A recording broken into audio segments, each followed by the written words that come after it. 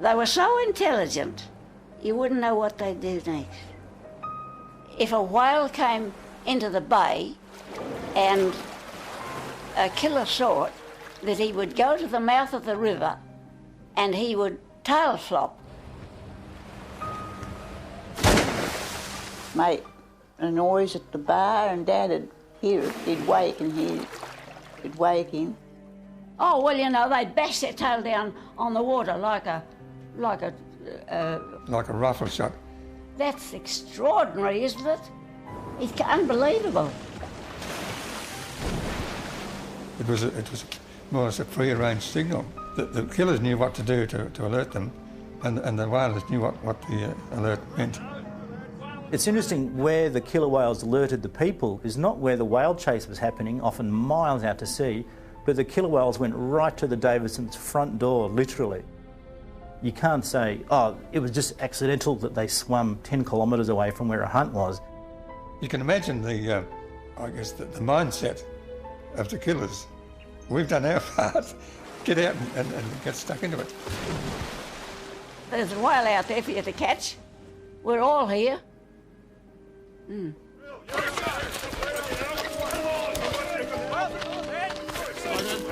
Because often it would be black as night, certainly no way of seeing where a whale was far out to sea.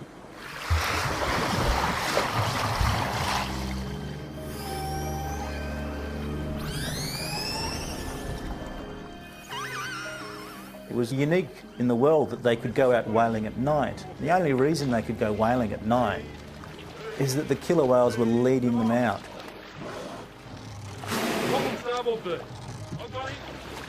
The only way you can know where you're going is that you have these massive animals in the ocean guiding and protecting you.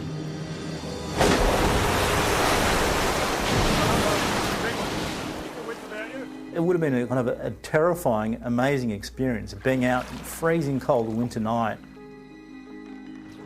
You'd lose track of the shore, it would have been a fog. Hey, I've lost Tom. Anyone see? If the people lost track of the killer whales who were leading them, they'd whack the surface of the sea with their oars.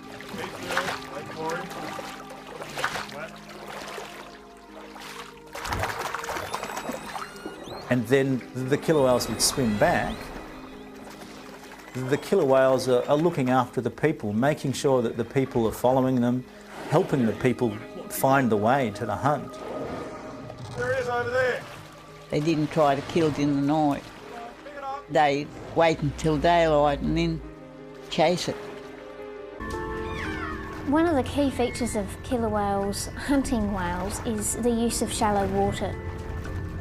The best escape a baleen whale has from killer whales is to dive, because they can dive to a much greater depth and stay underwater for much longer than a killer whale can. Looking at Twofold Bay, you can see it's a relatively large bay, which means that a baleen whale is more likely to go in it, not to feel that it's going to be trapped, and yet it is actually a very good trap. It's a perfect spot to catch whales. Now, this is an account by David Steed, and here he's describing the killer whales' hunting strategies and operations in Eden. Here he says, the plan of operations of the killers is worked out with wonderful intelligence. They station themselves in strategic positions for the cutting off of the whale's retreat. We may call that movement number 1.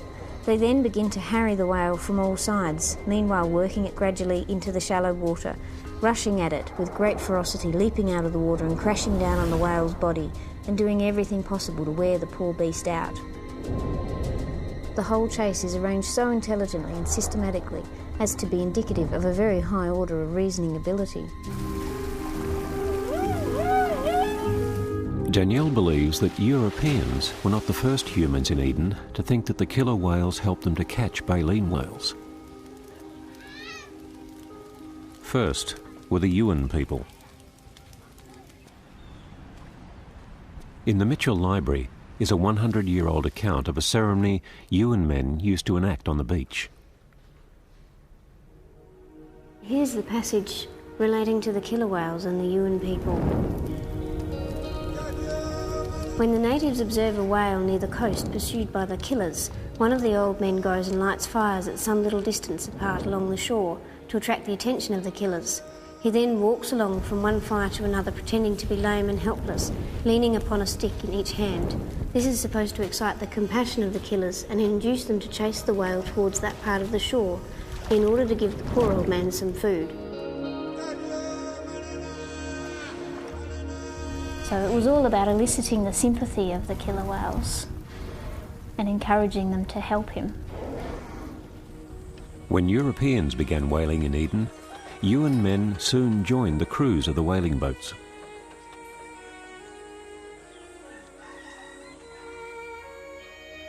The Yuin people provided the reliable labour force for people like the Davidsons. They were particularly prized in the whaling industry because they were excellent at harpooning and boat handling skills, even though they're not a maritime culture as such.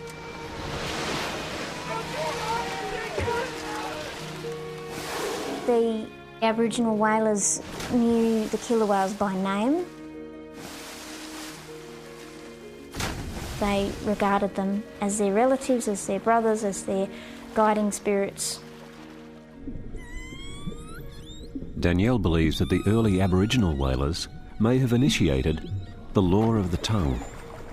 The fact that the Aboriginal whalers were prepared to leave the whale carcass for the killer whales was probably the real starting point of the potential for that cooperative relationship, because European whalers would have assumed that the killer whales would just take the whole carcass and eat it all.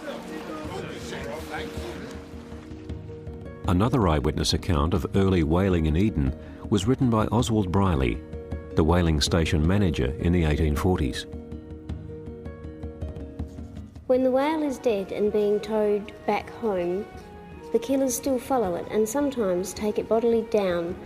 Under these circumstances, the body is buoyed and anchored, and generally it comes free again within 36 hours, minus the tongue, the favourite morsel of the killers.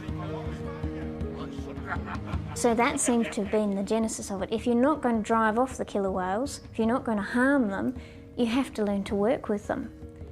The European whalers very rapidly realised that actually it's quite beneficial to have the killer whales there, that actually you increase your harvesting rate. You can catch whales with a single boat that would actually normally take you 6 or 7 boats to harpoon if you're working with the killer whales. So this is why this scenario has probably only ever occurred in Eden and why it's so unique. That spiritual significance of the killer whales to the Yuin was present.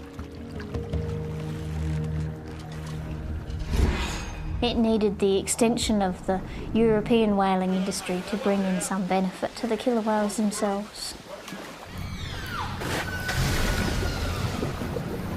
Elsewhere in the world, killer whales have only ever been observed hunting whale calves. But in Eden, a unique situation developed, allowing both killer whales and humans to do something that neither could have done on their own. Eden holds the world record for the largest whale ever caught from a hand-thrown harpoon. A photographer came across the bay